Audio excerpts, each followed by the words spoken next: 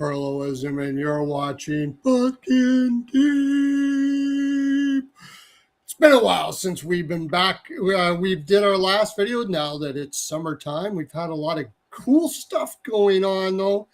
And we're going to talk, of course, about the matching of the Carlsson offer sheet from the Anaheim Ducks. We're also going to talk about a little question about, are the Edmonton Oilers better? And we're going to get into a really interesting look at what could happen in the whole Larkin situation that I have been getting absolutely slammed for on Twitter. But I actually think could happen. So be watching all the way through here, because I think you're going to hear something that maybe you might not have been thinking about. Let me tell you something. And this is Ron Mont, of course, from R&J Media, who has been basically started all this up, asked me to be part of it. And I said, for sure, no doubt about it. And we've been making some excellent content with each other for quite some time. We also have Lyle Richardson, that comes and joins us from time to time as well. Lyle Richardson, Hockey News, Spectre's Hockey. Man. Great writer, and always awesome to have him. So he's a good third guy on the show, man. We love amazing. Having Lyle on. Yeah, man. Yeah, absolutely. For sure. Check out all his stuff. All right. So let's get into it. Actually, here, Ron and I haven't really discussed too much about this.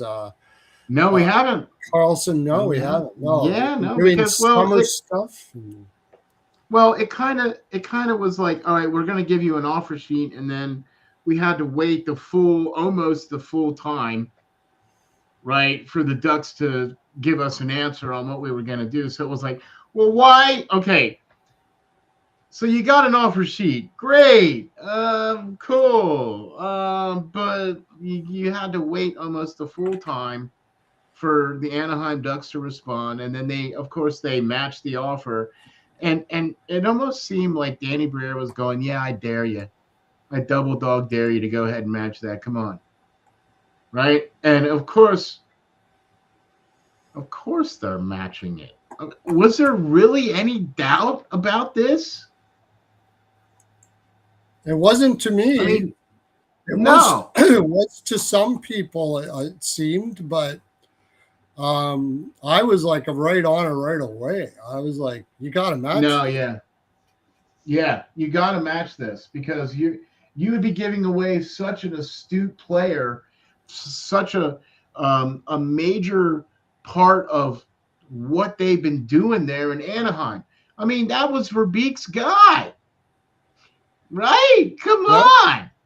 You don't just trade that kind of stuff away like that and let that kind of stuff go away. There was no way that he was going to be playing in Philadelphia. I mean, I saw the whole thing, man. They had numbered jerseys for him and everything, right? Like, are you kidding me? He's never going to come to Philadelphia. It's not going to happen. Not going to happen. Right? So, of course, we know what it's going to do for Anaheim, right? That's absolutely going to make Anaheim's day and make things a little easier for them, right? Because now they've got Leo Carlsson is now locked in for the next 5 years, whatever, right? And Philadelphia gets to keep all their first round draft picks and everything else like that. But what does that mean for Philadelphia now? Like, you kind of put all your eggs into kind of one basket, and that basket just broke. Well, now what are you going to do? It's like, oh, now what? You know what I mean? Like, so I have a better question. What if Anaheim doesn't match, right? And Philadelphia has to own up to this contract, okay? Does that now mean that you're not going to be able to sign Drysdale or Zegras? You're not going to be able to sign one of them, right? I mean, how much was it going to leave him? So they were having really good cap space, but with the Leo Carlsson thing, that was pretty much going to go away. But now they're back to having a bunch of cap space, right? No, but how much would it have left them had they signed it? I can't Not remember. enough to sign both of them, Well, right? Because it was because just the short though, wasn't it? Like 6 million huh? for one. If they signed them for like 7 million, 6 million, they were I agree, but I'm telling you right now that the price for Drysdale now just went up, right? Because that other defenseman got a way better deal, got over 7 mil a year, and I heard that the original offer to Drysdale was 4 years, 6 million or 6.25 million, right? right. Well, now that number is going to probably be closer to 8 now, okay, because of the deals that have been made to some of the defensemen, right? And the same thing with Zegras. Now we've seen all these guys getting all these contracts, all these big contracts with lots of sheets. The price for Zegras just went up now too. Well, I'm gonna find out if my thinking was correct here, um, and if not, then we'll see. But I would have thought that they would have talked to both of them before they made this deal.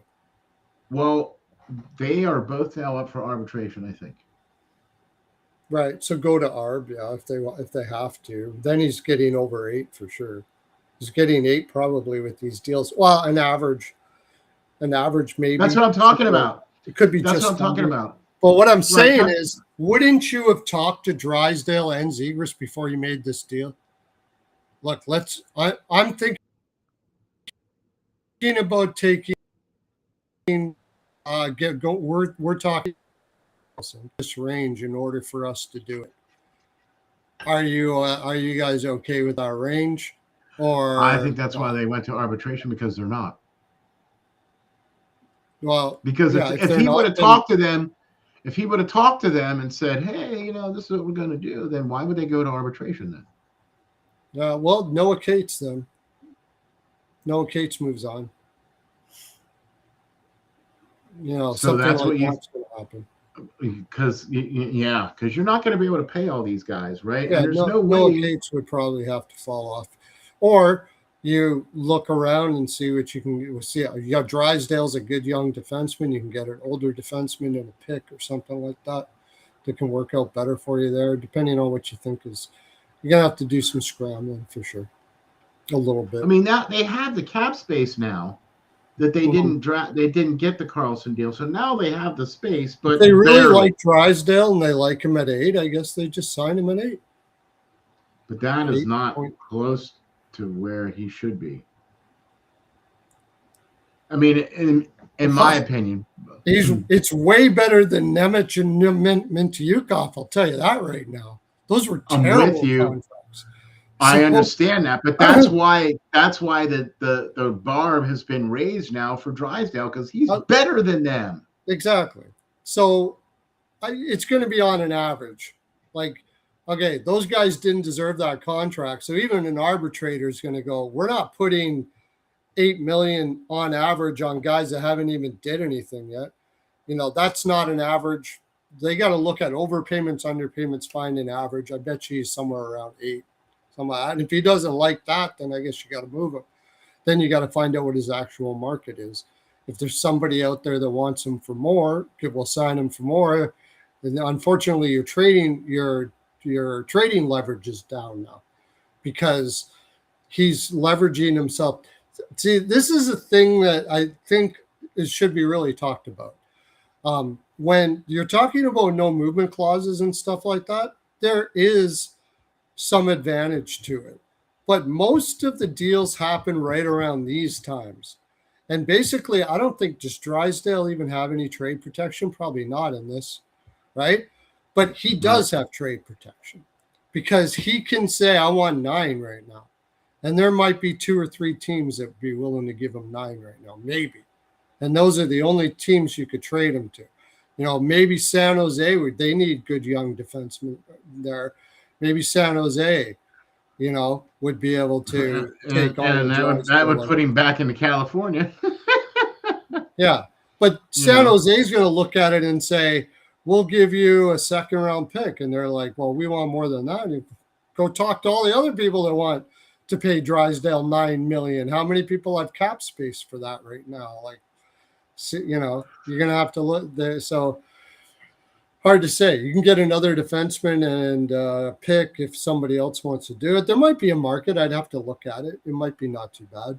So, but I think you got to sign Zegras, right? What do you think Zegras goes for now? See, I think that has to be the priority Mm-hmm. between the two. Like, if I had to sacrifice one of those two players, I think I would be okay if I saw Drysdale walk. Mm-hmm. Okay, except the defense isn't looking too good, but you're gonna have to. It wasn't really on the green. And he's an RD, right? He's a right defenseman. So they're pretty valuable. Well, you know, hey, it just so happens that Danny Briere went out and got like 3 or 4 defensemen in this past draft. I know, but like Benoit. And one of them is 6'8", and you know. In the draft, you mean? Yeah. Yeah, I mean, those guys aren't going to be ready for a long time. And you got Chernak. You got David Chernak is now waiting in the wings. I mean, hey. I don't know if he's ready. Not Chernak. Is that how you say his name? Mm-hmm. Chernak, really? That's how you say it? Mm-hmm. Oh, Mm-hmm. I didn't know that. Okay. Mm-hmm. I thought it was Jurasic or whatever, but Chernak. Okay. Well, I mean, I don't know if he's ready or not, but you can give him a shot. But I think they'd get a veteran D-man until he's ready. That's probably what this is all about. You price yourself out. We like that Jurasic kid or Chernak kid or whatever his name is. So we'll get a veteran D until he's ready. That's fine. Trade him somewhere for Juracek. I mean, I thought it was Juracek. Juracek, that's it. You're right. Yeah, that's what I thought it was. Juracek. Yeah, but you got rid of Emil Andre, who was your best puck-moving defenseman, right? You got rid of him, right? And so now you're going to try to do a guy that's on a two-way deal. Juracek, right?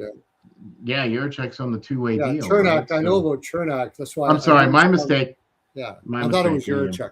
But anyways, you get a veteran right D. I mean, that's what you do. Yeah, who? Well, you're trading a young right D. You should be able to find one. I'll work out a trade. Put it on Twitter. Be watching for it. I'll do that.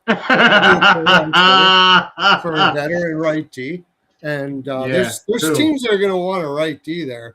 If he's willing to do 8.5, but you got to get one coming back. You got to get a right D coming back. Yeah, a veteran to fill in for Juracek until he's ready, or he can compete with him anyways. Okay. I don't know, man. I don't know. I'm not very. I'll do it. I'll do it after the show. I'm not really all that. Yeah, there you go. Our crack research staff. I'm not real crazy about what they did though. Like, there was a couple of teams that I thought could have done much better in the draft. And I thought Philadelphia was one of those teams that I felt could have done much better. And man, they just did not. I mean, did they get a good 1 or 2 D-men? Yeah, one of the goalies they picked up was really good. That's right. You know what I mean? But they have Bonk waiting in the wings too. He got his feet wet. So yeah, and you also got oh gosh, I can't think of his name now. Barkey, right? Denver Barkey, right? He's going to be another one that's going to be. Yeah, he's a winger though, right? Right, but see, that's what I'm talking about, right? Like you didn't really bolster the front end. You bolster the back end. That's kind of, you have a lot of back end, and you have a lot of goaltending. I think when you're talking about drafting, when you're drafting as late as they are, you're just doing BPA.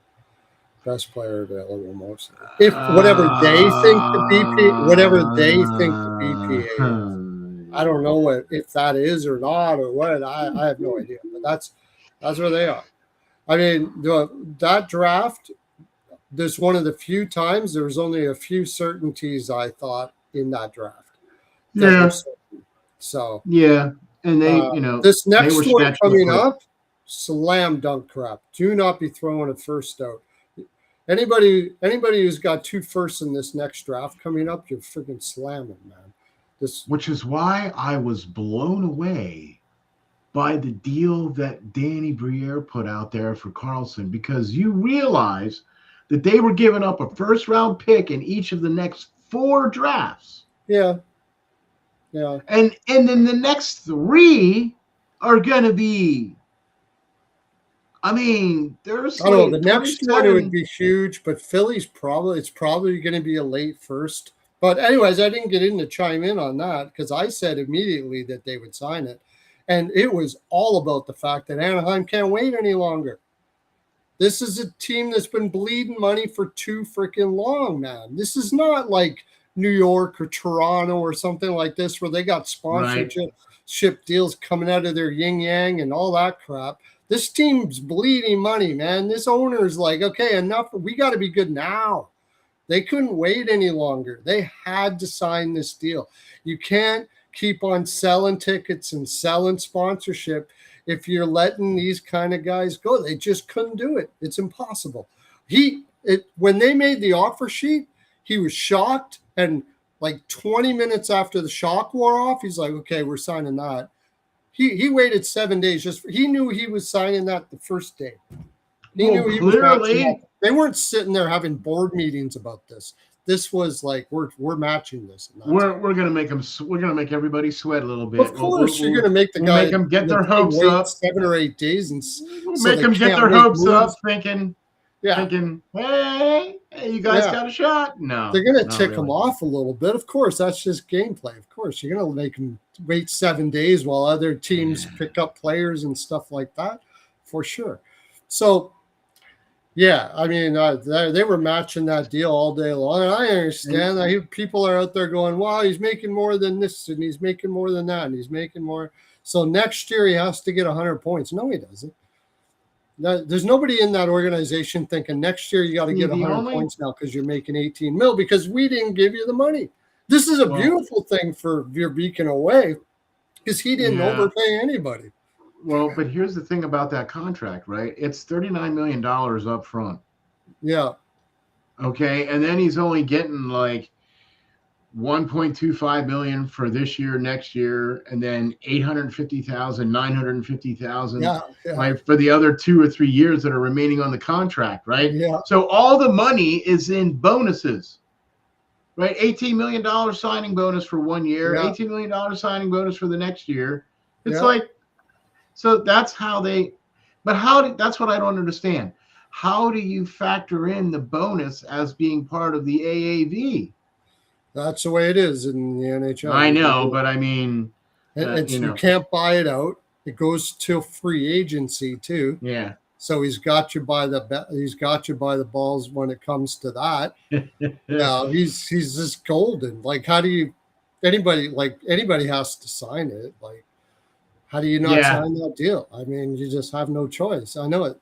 Right. Like, even he says that I was hoping Anaheim would match it, but whatever, you have to sign that deal, and he has to match it.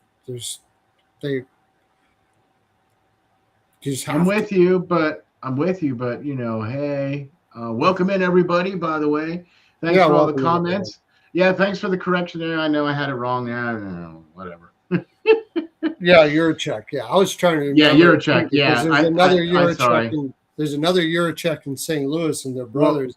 Well, and I don't know, that Eurocheck kid has bounced around a bit already. Like, he started in New Jersey, got traded to Minnesota, and now he's over to Philadelphia for whatever reason.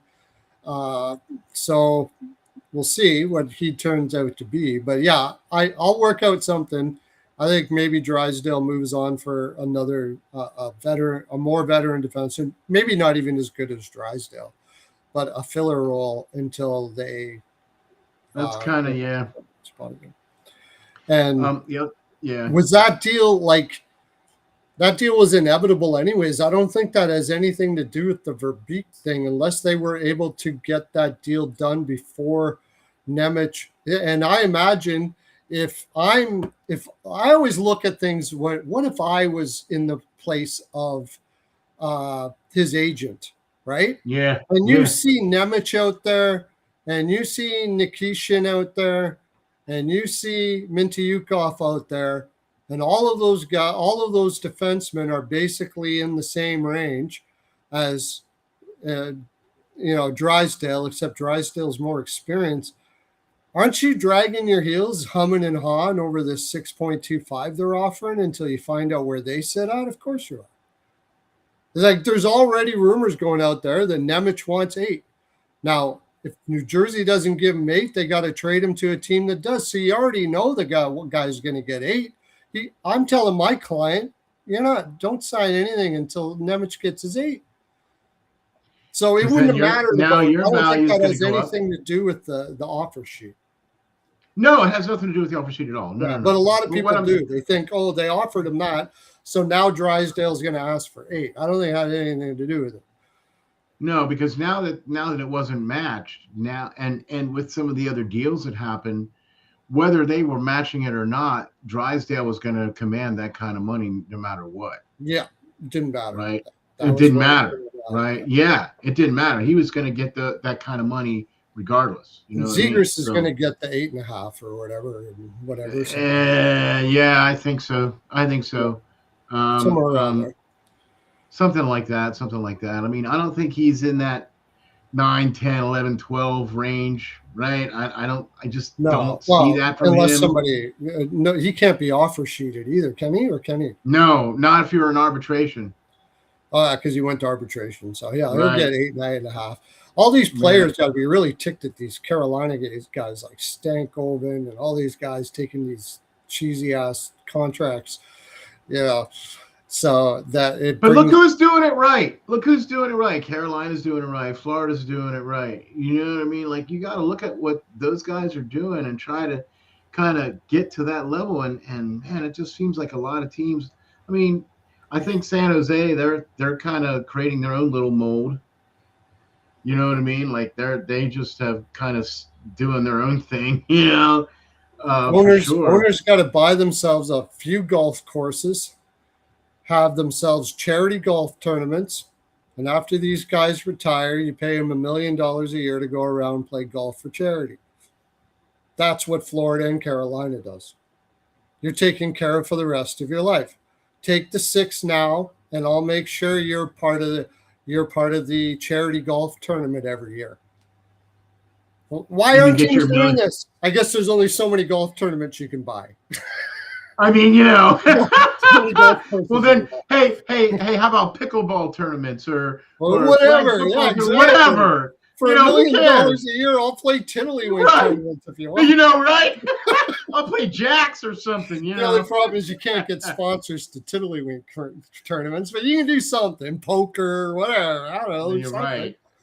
I think that's what these organizations are doing. That get these guys at low cost. Say, don't worry, I'll take care of you for the rest of your life. Dundon, he said, and we should talk about that for just a second. I don't want to talk too much about Dundon and what he did with the Stanley Cup, but Dundon did when he hired Waddell, I believe, he hired him for $500,000 a year for a general manager. That's like peanuts. But big time. I heard he told him, as long as you're with me, don't worry, you'll be taken care of. That's it. That's all he said. And that's what he tells that general manager they have. He's like an analytics guru. This guy's a freaking genius. You see that guy? He's Philly. From Philly. He's from Philly. What's that? He's from Philly. Is he? Yeah. Yeah. That guy hasn't seen the outside of a computer screen in about 20 years now. He does look really pale. That guy looks like he's dying. I'm sorry. He does. He has like no pigmentation to that dude at all. Oh my God. I was watching the last interview with him, and I had to look up on my phone, what happened to Tuski? What illness does he have? No illness whatsoever. I was like, oh my God, dude. Get outside. He's a ginger. Anyways, right? Yeah, he's a ginger, and he's a ginger too. Yeah, on top of it, but those as long as you're going to be a Carolina Hurricane, same as Brindamore and all these guys, you're going to be taken care of. And more owners have got to find a way to do this. These guys think outside of the box. But okay, we'll go to the next thing. Dundon, you heard about this? About the Stanley Go for Cup? it. Have you heard about it? No, No. no. Him, his family, and his dog are written on the Stanley Cup. All his kids, his wife, and his dog are on the top, and then the players, and then whatever else underneath it. Yeah. True story, dude. I looked. Now, the owner of Carolina, The Dundon, yeah, said, he all right, somehow swung it that he engraved not only himself, got it engraved. He didn't engrave, obviously. Got his family, his wife, his kids, and his dog engraved. The dog's name engraved on the Stanley Cup. okay. All You right, telling me now, somebody's not getting a couple sheets under the table for this? Like, how the heck do you do this, dude? well, let me say this, right? Yeah, right. I'm with you on that one. I think the bottom of the engraver's got ninth, a Ben. much nicer engraving thingamajigger now after that. I would think, yeah. Well, it's probably not engraving anymore now. They probably laser etch it. Yeah. Right. You know, but yeah, I agree. It's the Stanley Cup. But here's the thing, and this is one of the things that I see when I interview the prospects. Okay, when you talk to the kids, it takes a village to get a kid from high school to juniors to college to the NHL. It takes a village because they have billet parents at their junior location. Yeah. They, stuff like that, the whole 9 yards, right? Then they're all the sacrifice that their parents make. You know what I'm saying? So think about it. You're an owner of a team and your family is completely bought in, right? Mhm. So, and this goes with players because you hear the players say this all the time, right? Man, I'd like to thank my wife. I'd like to thank my kids. You know what I mean? I'd like to thank, my billet family, this, that, and everything else. Yeah. Right? Okay. So I got no problems with it at all. None. I don't care. I think it's great that he was able to get his name, because his name was going to go on the cup regardless. Yeah. Right? But the fact that he got his wife and kids and his dog on there, I mean, hey, if you're going to shoot for the stars, why not? But why I mean, not? all the players have moms and kids and stuff like that. But I think when you're looking at somebody like this who is very appreciative of his own accomplishments, is that a good way of putting it? You could say that's a good way to put that. I think that's the way they look at things. Like, I imagine I don't think he's consulted with his dog, but I imagine he consulted with his wife and everything to be able to do this ownership thing with the Carolina Hurricanes. And it takes up a lot of his time already and everything like that, and the hard work he puts in, and he has an opportunity to honor them, and he took it. And so wouldn't you? I don't know. I don't know if I could have the balls. I got to say, Dundon has balls to do this because he knows the backlash of it. All of the players, like you said, they have moms, they have billets, they have that. They're not on the cup, but mine is because and if you ask anybody though, and I guess he can, stand by this. And if you ask anybody, if it wasn't for Dundon, there probably wouldn't be a team in Carolina. Agreed. Well, let me ask you this. Do you think maybe they go to the owners and say, hey, which names do you want to have on the cups? Because do they not sometimes put front office people on there too? Yeah, I do. And I don't think a lot of office people weren't on there and all kinds of stuff. So but I've seen that. Yeah, I've seen teams put front office people on and a lot of times they'll get a ring. Like I know they I know they do it for NFL teams, right? If the NFL team wins a championship, right? Yeah. Certain teams, not all the teams, certain teams do. Will give the front office, right? The ring. We'll give them a ring like that's cool. Yeah. Right? Yeah. Okay. Yeah. So you're not getting your name etched on the cup, but you're getting a ring. And you've seen what Super Bowl rings look like these days, right? Okay. Yeah. So, but yeah, some of those teams do that, and some teams put front office people on the cup. I've Mm-hmm. seen that. Okay. So look, they probably go to the team and say, you've got, I'm just throwing an arbitrary number out there, you've got 96 names to put on the cup. Who Yeah. are they? Yeah. Okay.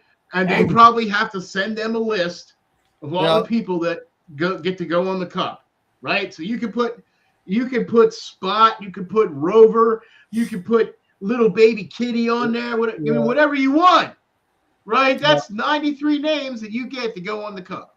And the owner gets to choose that, I guess. Yeah. So I what mean, I'm a sure lot there's of people are probably saying it's very disrespectful and all that kind of stuff like that. That's why I said I wanted to keep it short, because I'm not a person that gets, if I look at it from the perspective, if I'm a guy who did what he's done in his life and he's done that, you have the opportunity to be able to honor your family, even though maybe other people don't, and you only got a certain amount of names, so you can't put everybody's mom and dad on there. Would I do it? Would I all do day this? long, You see, you would, right? I don't. all day long, all There you day go. long, You have buddy, the opportunity to do it. So, all day long. anyways, If I I think get a there's a lot chance of to people honor that will that, yeah. disagree with us on the chat, Well, but you know what? Hey, I when might. you get I a might chance do it. to when you get a chance to hoist that cup, Yeah, then you can pretty much do or whatever say you want. You because get what I'm you trying you to are tell the you? owner and you You make the earned it. decisions. Yeah. You earned that cup, right? Your name is the name on the guy that signs the checks. Okay? You're the guy that hires all the right people to put a team in place. And Yeah. then you spend every waking moment trying to make that team better, trying to promote that team, trying to make it be part of the community, trying to I wonder do how some much they work charity. on that actually, though. That'd be Well, you can interesting. see that Carolina is now a hockey city.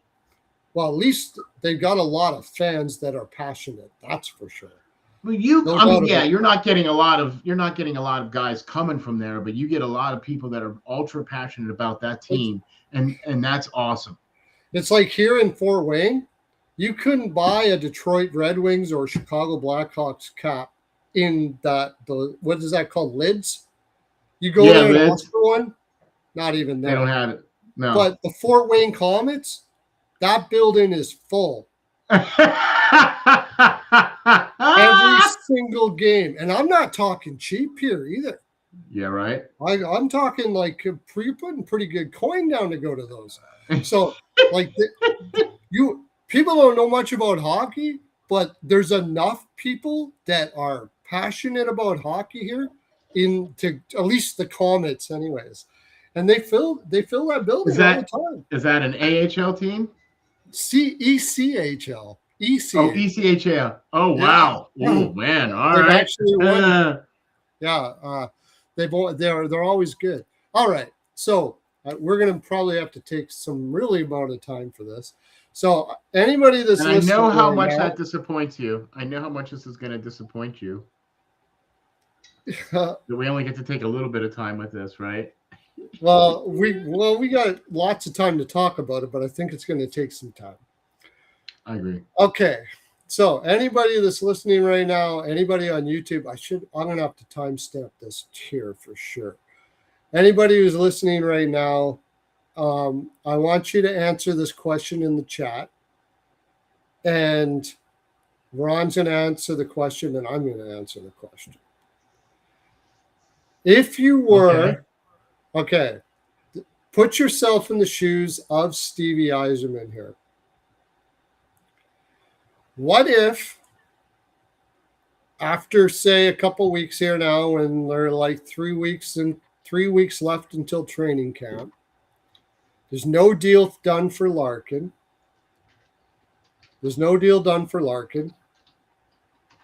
He hasn't expanded his list, which I don't think he will.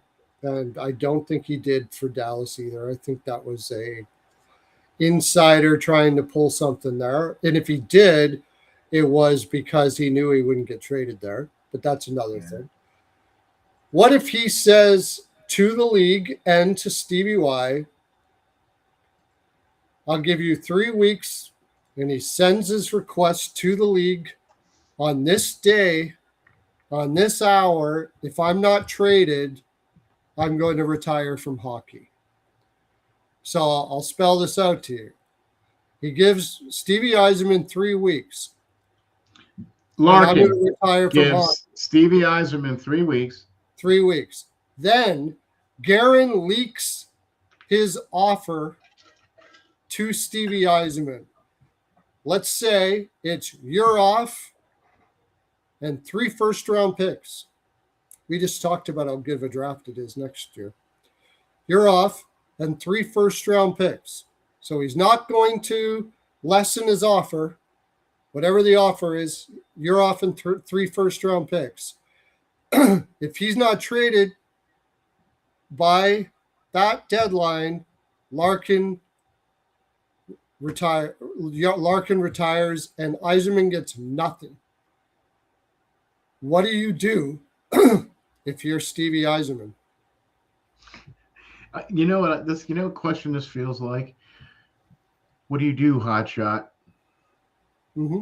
Shoot the hostage, right? Mm-hmm. Right? Just the movie Speed, right? What do you do, hotshot? Okay. Right. Yeah. All right. No, I'm not indicating to shoot the hostage. Come on. It was a movie. It was a movie. Come on. Here's how I'm looking at this. Okay. No matter how you slice it, this is bad all day long for Stevie Y. Because you've gotten to a point now where Larkin has given you an ultimatum.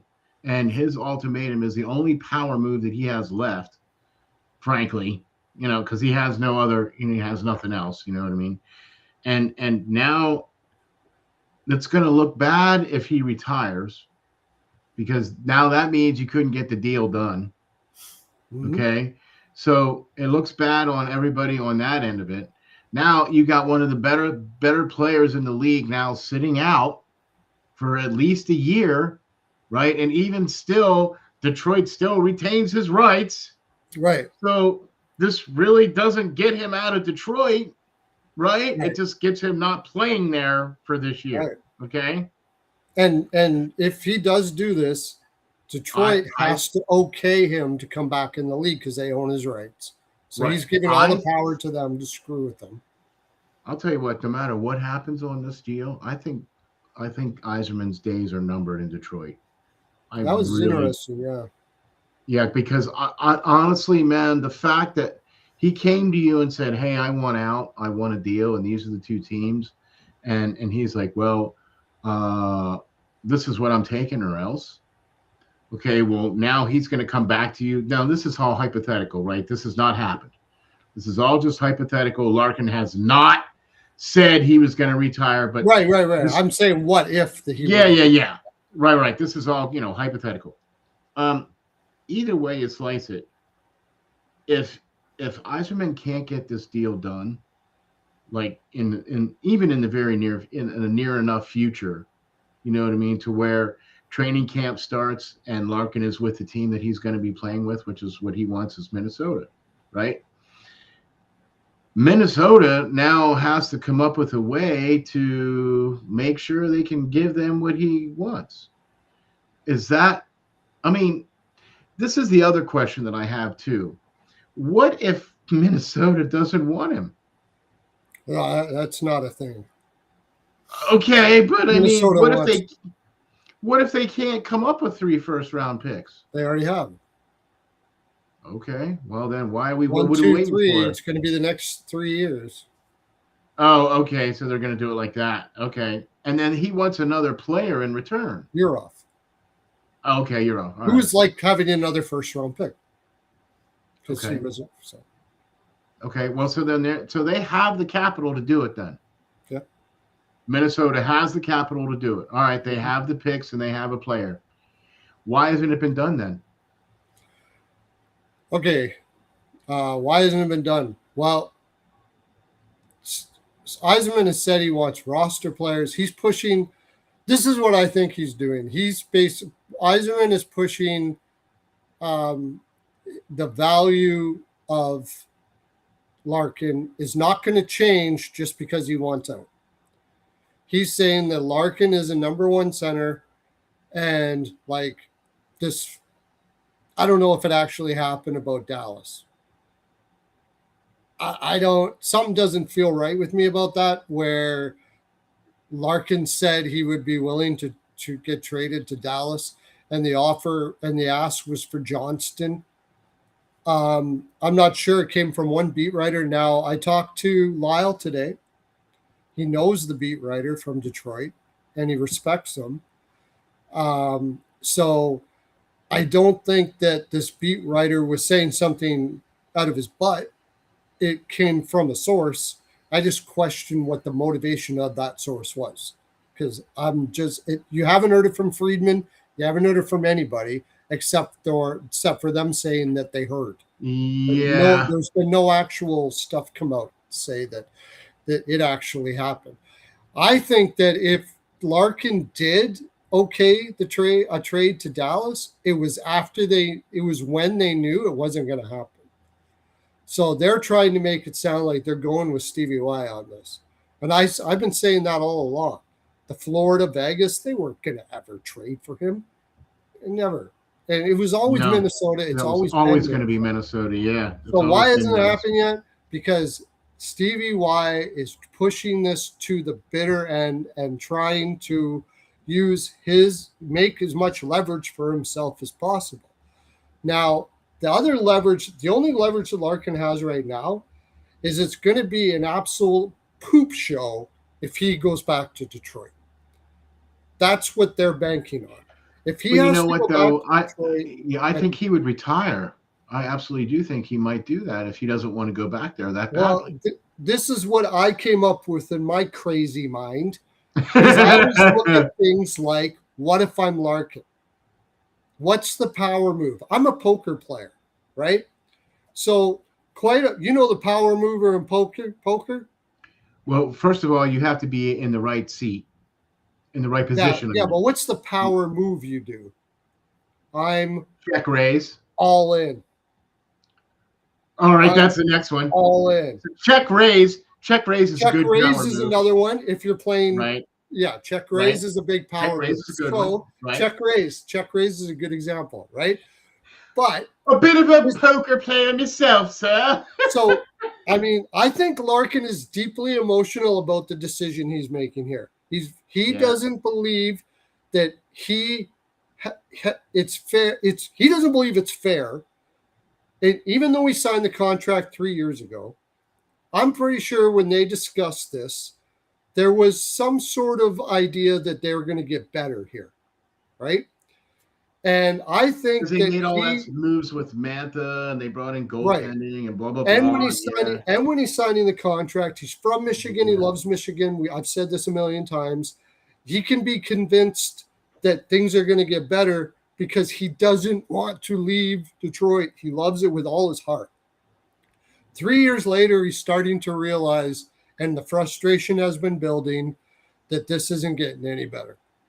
So he has to choose now a professional decision to go somewhere else where his family is deeply rooted in Michigan. He loves Michigan. And I wouldn't even doubt if he's having arguments with his wife about this. I wouldn't doubt she's going to him, you are not moving out of here because Grandpa lives right down the street. Our family is here. Right. We love it here. I don't want you moving here. Right. Kids are in school here, And he's struggling with this idea that he's never going to be able to win a cup. He's never going to be able to be successful because of this Stevieism and freaking plan. It's driving him freaking crazy. I swear to God, this is where he's at right now. It's driving him nuts. And he finally got fed up and said, you know what? Look, this is good. Can we, honey, can we just talk here? What if I get us to Minnesota? Okay? Yeah, right. We got Uncle Jim. We got Uncle Larry. They moved over to Minnesota. It's only a flight away. Grandpa and Grandpa, here's all the money. Here's all the money for flights. You can go back and forth all you want. You know Billy. You know Billy Guerin, right? He'll have a plane waiting there for you. We have a general manager that actually wants to win. You've met him. You love him, right? Billy's great. Plus, we have Quinn. Anybody who doesn't understand this, you've never been married, okay? You are not just doing this. Happy wife, happy life. Amen. You are not doing this just, and it's not just that. It's not just the wife. It's for him too. He wants to have this first family. But it's also not like it's he's just doing that. He wants to have this first family. Yeah. And I think he's finally got fed up and said, look, here's your 3 teams. 2 of them I know full well you're not going to be able to trade us to. I want to go to Minnesota, but I don't want to publicly put out only one person to look like a D. So here's your 3 teams. Maybe this Dallas thing's happened. His agent Morris is on the phone saying, hey, how much interest you got on this guy? Blah, blah, blah, blah, blah. He was like, well, it depends on the ask with and stuff like that. And he goes, okay. Stevie's probably going to ask for Johnson. He goes, no way we're doing that. Okay, hang up the phone. Leak this out that we put another team on the list because we know he's not going there. That makes him look a little better. That puts more pressure on Stevie Y that they're adding teams onto this thing. The fact that there's even that little teeny bit of information out there. Yeah. Even if it's a beat writer, it blew up, right? Right. When's the last time this beat writer, I can't remember his name. I've never heard this guy's name before. Yeah, all of a sudden he's on TSN. All of a sudden his inside source is up on TSN and everything. You don't think something motivated this to fly through the sphere real quick? Somebody wanted this to get big enough for everybody to hear it. Now that I'm talking it through, it was probably the agent. So he's putting more and more pressure on Stevie Y now. Yeah. So this is my thing. Now, if this so now what would you do? So now let's turn the tables. Now let's turn the tables. Okay. So this is my take. What would you do? This is my power move. I'm not even saying this hypothetically. I'm saying this could be very real. That's why I'm asking the question. 3 weeks before, if Stevie Y's still sitting in his chair going, there's no freaking way you're going to bully me like this little kid. No. Boom. This is the date. This is the time. 3/1, you're off. You don't have it done by then. I retire. What would I do if I'm Stevie Y? I'm taking it all day long. What are you waiting for? Thinking about it. If you're going to get all stubborn about this, like, okay. I mean, Larkin's the one going to look like an ass because he did this. He's going to be hated in Detroit for this because they don't know the whole situation of what's going on. All you're doing, you can just go cower in the corner and say, I did the best I could. But what are we supposed to do? You're going to let him, you're going to get nothing for him? That is the power move for them. I could definitely see it happening. Now, if Stevie Yzerman doesn't do it and lets the guy retire, fire him instantly. There is no way. So, yes, the agent has put Stevie Yzerman in a position where he has no choice to take the deal. And I think this has been the plan the whole time. If I'm right, anybody listening to me right now, if this happens, you go tell the Sphere Perlo nailed it. If this happens, Perlo nailed it. Well, you have Larkin put $40 million on the line to do it. Larkin put $40 million on the line to force Stevie Y into trading him to Minnesota, and basically knowing there's no way Stevie Y could get out of it. There's no way. You have to take the deal now. You have no choice. I agree. And it's more like, what are you waiting for? Why are you waiting? You're not going to get – see, this is what I think is going on. I absolutely agree with you 100%, Perlo. I think Steve Yzerman is letting his ego get a little bit in the way here. I think so. Because let's face it, 3 first-round picks and a ready-to-go player right now, right? Mm-hmm. How much better does that make that team? Okay, it's not going to be tomorrow, right? But you're Eventually, going you to could be probably trade those picks for a really good player, especially that 2027. Maybe even not do it today, but you're going to have a deadline. You're going to have players out there. There's going to be players out there you can get first round picks for and stuff like that. You could do it, but he said, basically what he said is we want players that'll play right now, or, uh, or you take the I thought picks, it was. you go get the player and bring him to me. He's telling them, you do the work, get us a deal that we like, and all of those sort of things like that. Now, let's say that the list is wide open. Okay? Let's say that he can be traded anywhere at any time right now. Or let's say he has a 12 team, like everybody says. He gets a 12 team or a 10 team or whatever. All right. All right. So if you're Larkin, you're taking all the teams off that are really not cup contenders, right? Right. Right, because you're saying that you want to go to wherever you go. All right. So you're saying you're telling me that he feels that Minnesota is a cup contender. With him on it, yeah, like they've got Hughes and they're in hyper mode to win a cup right now. That's pretty much what it is. But the main thing to me is it's the perfect landing spot for his family, and they are in hyper mode to win a cup. It's amazing how much anybody can be convinced of something if really there's another thing that's just as important or more important. Like Panarin can be convinced that LA may win a cup in this decade because he wants to go. He likes LA. You know, him and his wife are fashion people and stuff like that. It's amazing what you can be convinced of. But anyways, Minnesota's definitely a contender with Larkin on it to a certain. They're going to make the playoffs. They have a chance to go long. But any other team out there, like say Carolina's in here right now, what do you think Carolina's given? Do you think Carolina's given up Stankoven? No way. No way. Because why would you give up a guy like Stankoven when you're trying to make your team better? Who are you giving up? Nikishin. Who else are they giving? People are saying they're going to give up Jarvis. Are you crazy? It's not that Larkin isn't better or whatever than these players. It's the fact you're building a team and you're not giving up pieces like that if you're trying to get better to win a cup. Carolina would give you Delorier.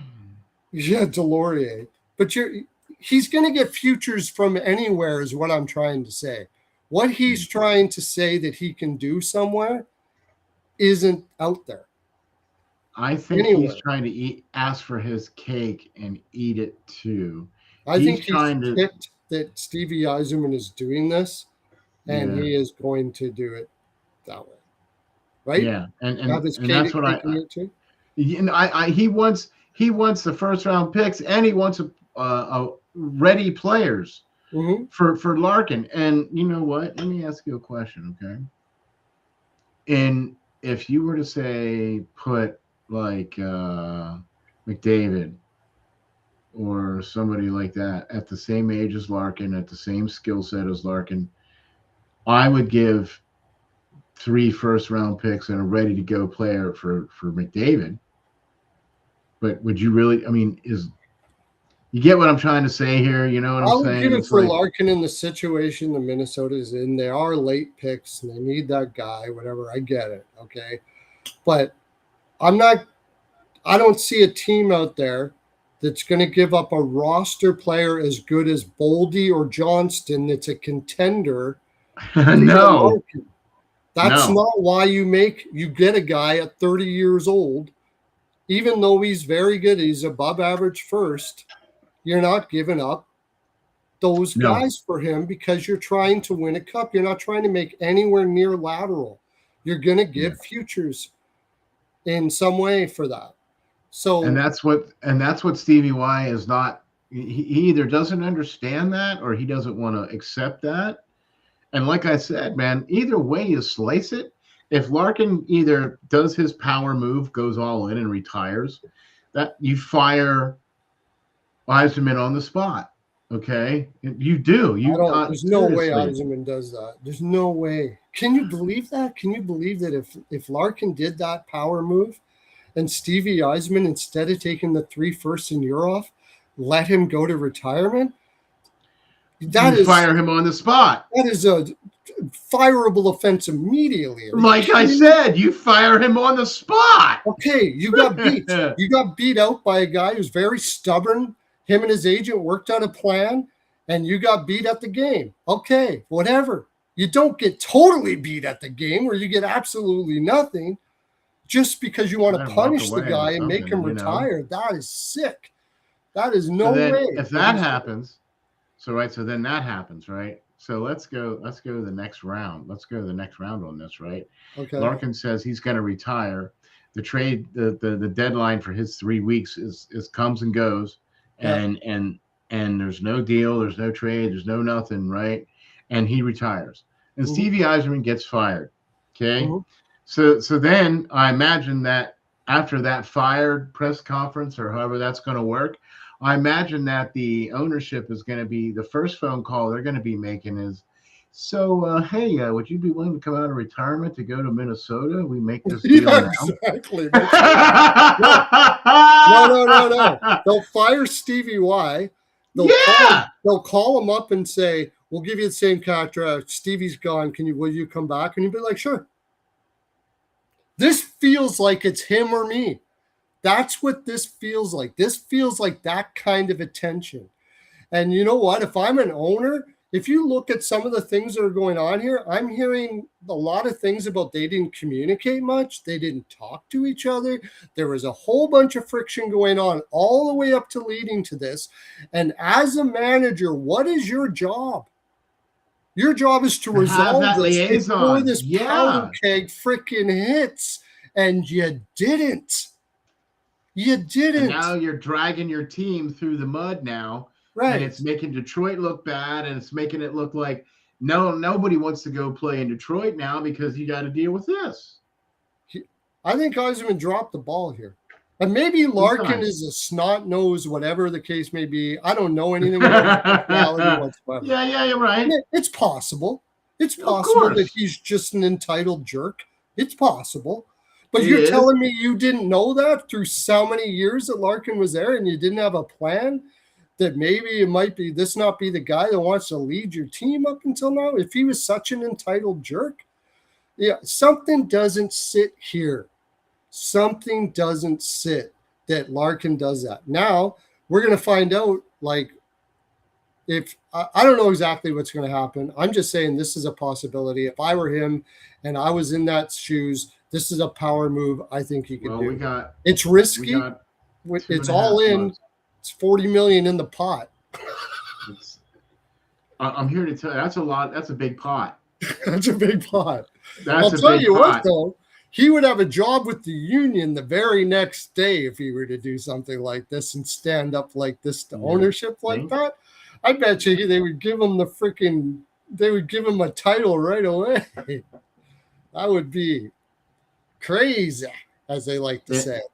Either way, Slice it. I think this is going to be the end of Steve Yzerman as general manager. Yeah, that's an interesting take that you took there, that either way this happens, that he's moving up to the presidency or even gone completely. Imagine. Yeah, I don't think we're going to see him moving up because of the friction that's been going on, the lack of communication that's been going on with players, the amount of rotation or turnover that's happened in Detroit over the last 5 years. I mean, they've had some really good players just kind of come and go there in Detroit, right? And have been traded away or whatever the case is because they didn't fit the Steve Yzerman plan. You know what I'm saying, right? And how much longer are we going to have to keep going down this road where don't worry, it's Steve Yzerman, he's got this. Well, you haven't made the playoffs in how long? You haven't even sniffed at the playoffs in how long, right? You're not even close to being even close. Well, I mean, they almost made the playoffs, but people have been talking about that too. Well, we almost made the playoffs last year. Well, Seattle almost made the playoffs last year too. What happened? Hey, you know what almost is? What happens to below average teams most often that are well coached? McLennan is an excellent coach that are well coached. They work their bag off because they have to outwork the opposition all the regular season. A lot of these great teams know they can't be out there killing themselves all through a regular season. The Boston Bruins is a good example. They made the playoffs, died first round. Pittsburgh Penguins died first round. First round, They had to work their bag off every single night, and less than average teams do that. Columbus, Seattle, Nashville, Detroit, and they burn out in the last 20 games. Happens all the time. So it doesn't mean you're a playoff team just because you were in a playoff spot. Almost made it. 20 games you almost made it, and you fell off. Yeah, that doesn't mean you're certainly not a contender. Not at all. When you got to work that hard that you fade at the end, you're not a contender. You're not even close. 7 years in, and you're not even close. Not close, right? That's so the Isaac plan, how long was it? 10 years? 15 years? How long was the plan when it started here? How long did they need? A decade? Was going to be? Or was it just as long as it takes? It don't matter. You're 2 years shy of that almost. Because I don't think Detroit, no matter what happens, I don't think Detroit's going to be anywhere close to where they were last year. I just don't. No. Right? Okay. Okay. Yeah. So you're clearly not going anywhere this year. Everybody's improved in your division, pretty much, Well, with the exception of now the exception of what? The Connor Bedard now is gonna miss a month. Well, that's not in their division. No, but I mean he's gonna miss a month now. Yeah, but everybody in that Atlantic division, except for maybe Ottawa, but Ottawa, I still think makes it no problems. Which team out there in that Atlantic, or even take both, is Detroit better than? Not Toronto. I don't know. I don't think they're better than Ottawa either. No, I don't think so. No. They could be last in that division. I would not be surprised at all. Would not be surprised at all. I agree 100%. Yeah. Like I said, I don't think they're going anywhere this coming season. So, I mean, I either way, if Larkin doesn't get a deal done, that's a fireable offense because you have it on the table. It's there in front of you, right? Minnesota said, here you go, right? If you don't take it, that's a fireable offense. If Larkin decides he's going to do a power move all in and retires, you got to fire him because you made him retire. Yeah. Right? And you haven't made your team any better. Yeah. I mean, Steve Yzerman's only thing is he can say is you have 5 years left on your contract, so you got to come back to Detroit. And I think Larkin's camp is like, do you want that? Do you want that? Do you want your ex? This isn't Drouin or, people bring up these guys in the past. This is your captain from Indiana, from Michigan, played college in Michigan, born in Michigan, captain of the team, saying you stripped him of his captaincy. You're going to strip him of the C, and you're going to put him back there out there on the ice. You want that? You want that. And if Larkin should, if I'm his agent, I'm like, look, if he does that, just go do it. Put your chin up and go do it, and allow the calamity to go around him, because ain't nobody going to Detroit for the next 5 years if you're there. With that situation, if they do that, ain't nobody going to Detroit. Ain't nobody. All the booze. I love everything. I love the other option that nobody's talking about. Yeah. Hey, you know what? You just fire freaking Yzerman no matter what. Just fire him now. Yeah. Right? And then get the deal done. What? If I'm the owner right now, I mean, the thing is, Stevie I's an icon. It's almost like this icon clash too, a little bit. Because Larkin will never be Stevie Y. Don't get me wrong. He'll never be that. When this puck in deep, when we're basked in billions of dollars from all the watchers and sponsors we have. And I Hey, own an it's NHL, McWorld. It's McWorld. We can dream. and we own an NHL team. Oh my gosh. Woo! I will never hire a player icon to run my team ever. Never. As general Because manager. you're killing yourself if you got to let the guy go. Because It you worked have a down in reputation- Colorado, but You have a reputation as a player. Okay. And look, I'm not taking anything away from what Yzerman did as a player, because as a player, one of the all-time greats. absolutely. He's Okay. amazing. Not taking anything Love the away. guy. And he's done some good GM work throughout his career, but there's comes a time when things pass a man by. Okay. And if your ego is getting in the way of things more than the betterment of this team, that to me is time for you to go. Yeah. You know what I think? We just talked about Dundon and Carolina, Tulski. yeah. I'll tell you what they would have did. Do you remember with not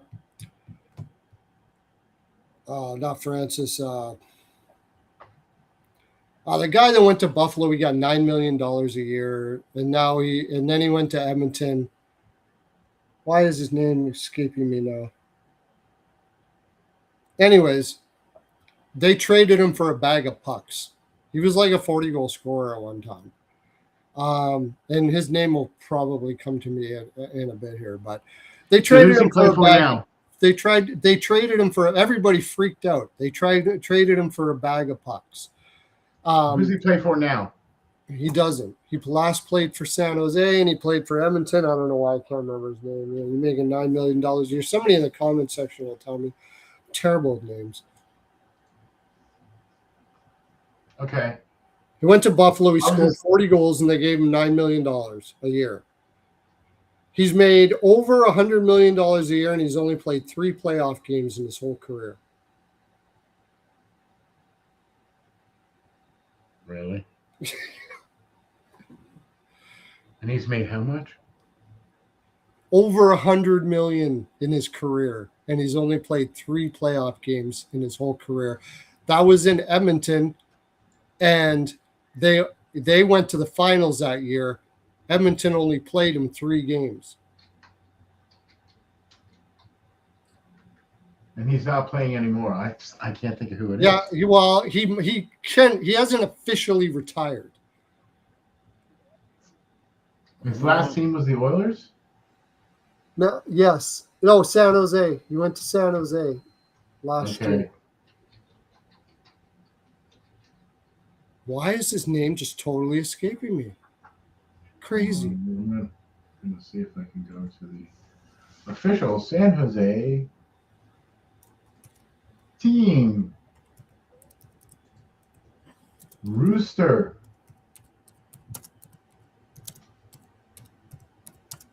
Oh, let's see here.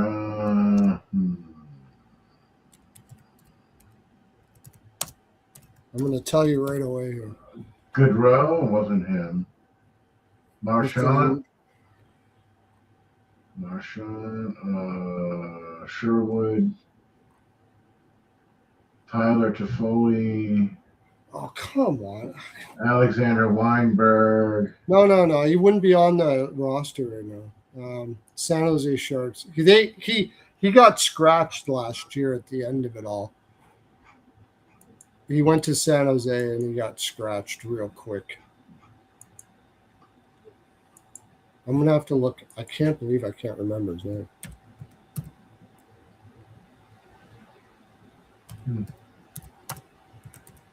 Okay, because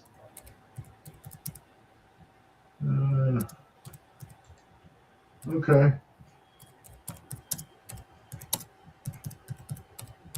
Our crack research staff. Us.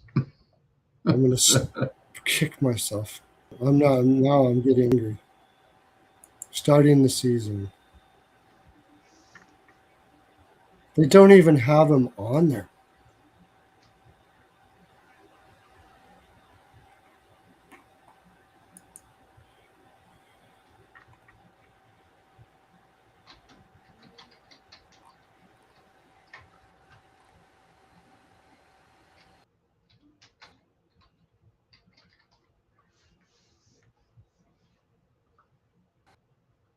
No, I don't want that one. I want.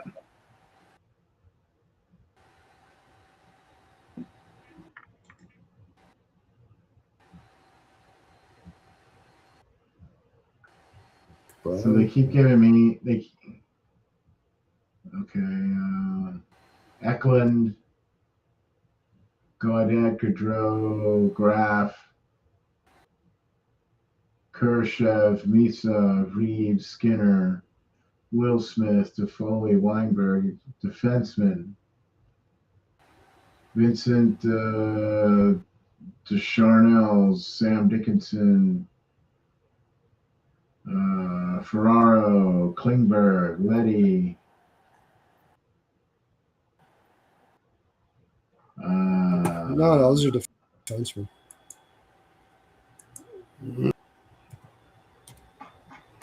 Anyway. Oh, well. Well, listen, man, I'll tell you what. I think we got our full 42 here on this one. What do you think? Yep. It's going to bug me. I know. You're going to have to post it out on Twitter when you find it.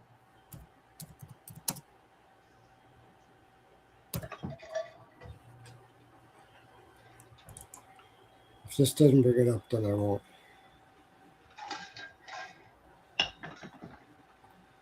I tried to go back to like past rosters, you know what I mean? Connor Brown.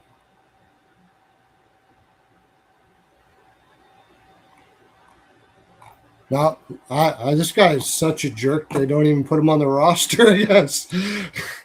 I can't believe I can't remember his name. And nobody's saying it in the chat. So I'll send it out on Twitter whenever I found it. Hold on, let me do one thing here. Let me check one thing. Oh, is he a forward?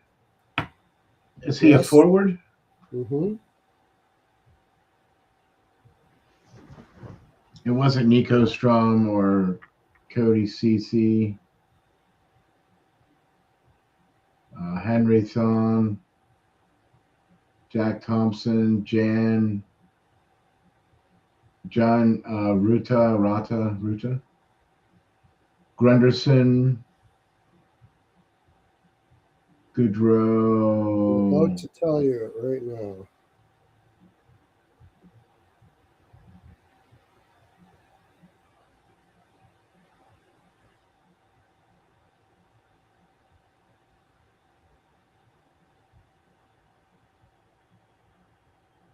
Jeff Skinner.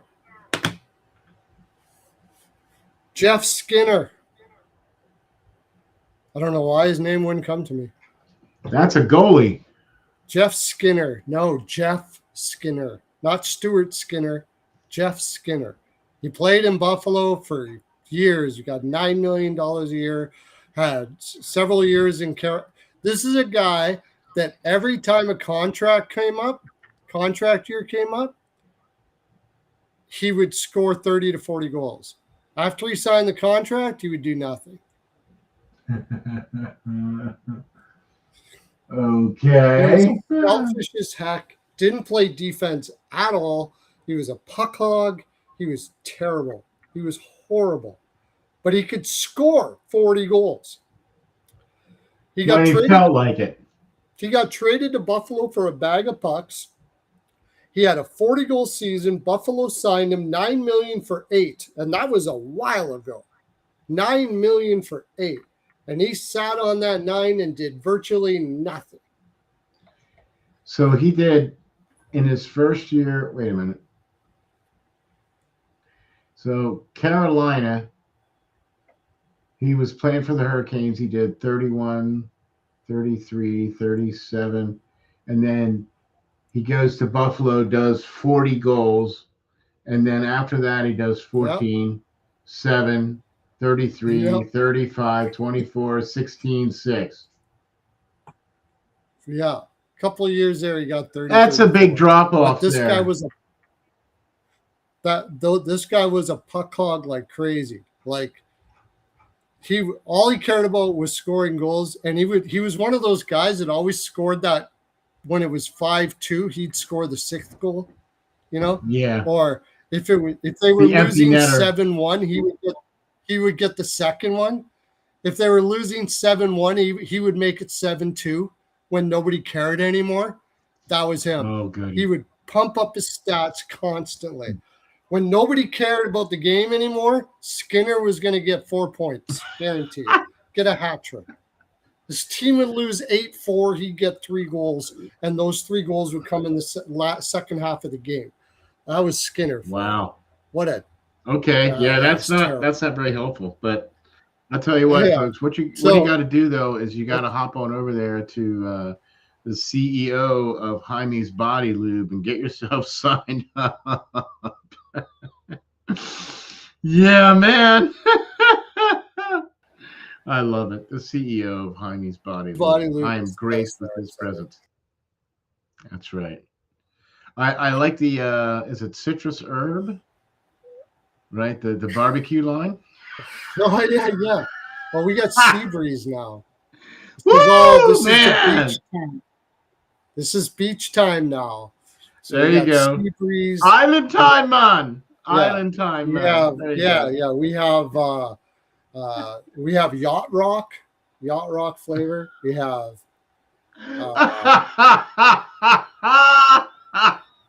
lemonade. Of course, gotta have lemonade flavor. We got all those going on there. Oh, what is it? All right. This has been great. This has been long. This is our full man. 42. Thanks, Ron. What's going on at R&J Media? Well, I'll tell you what. So we just recently interviewed Mikey Burchild. He was recently in this year's draft. Speaking of which, he went to said Carolina Hurricanes, 105th overall, drafted by the Hurricanes in the 4th round. Got to talk to Mikey Burchild on Prospect Watch. I got another special Prospect Watch show coming up. A Muskegon Lumberjack is on the show. That'll be coming out on Monday. And then Wednesday, I'll be looking for Bill Meltzer to join the Hockey Writers, Inc., man. Wow. Nice. Yeah, man. All right. And keeping it rolling over here at R&J Media. I'm going to be doing a show later on tonight. We're going to have another guest, of course, Larry. Larry will be on, and we'll be talking more about this Larkin stuff. I'm really excited about this idea. I got him going now. This is what it's all about, man. Nailing these terrible takes that everybody says I'm a terrible take. That's a terrible take. When I said Larkin was going to give 3 teams, and 2 of them were going to be like Vegas and Tampa Bay or Florida. Oh, terrible take, Perlo. Terrible take. What happened? 3 teams. 2 of them were. When I said Larkin only wants to go to Minnesota and he's not going to expand his list, what happened? Didn't expand the list until this Dallas thing comes down. Because why? Because he only wants to go to Minnesota. Terrible take. Terrible take. They should just call me Terrible Take Perlo. Terrible Take Perlo that just happens to be right. It's right. I'm it very might be a bad terrible take, yeah, but all my reasoning is terrible, except for the fact that it happens. So if you want more of this kind of stuff, stick on Pucking Deep, where we get in deep, and then we understand shit because we come up with stuff and we think we know about stuff. We don't just look at the mainstream. We don't look at the surface. We go in deep, baby. And that's why we can come up with these killer takes that happen. No insiders. Not an insider for days. In fact, I do know 2 insiders, and I argue with them all the time, and I'm usually right with them too. And they've got inside information, for the love of God. So listen to the Parallel Wisdom, Ron Mont, next time on Pucking Deep, so you know what's going on, baby. Okay, bye.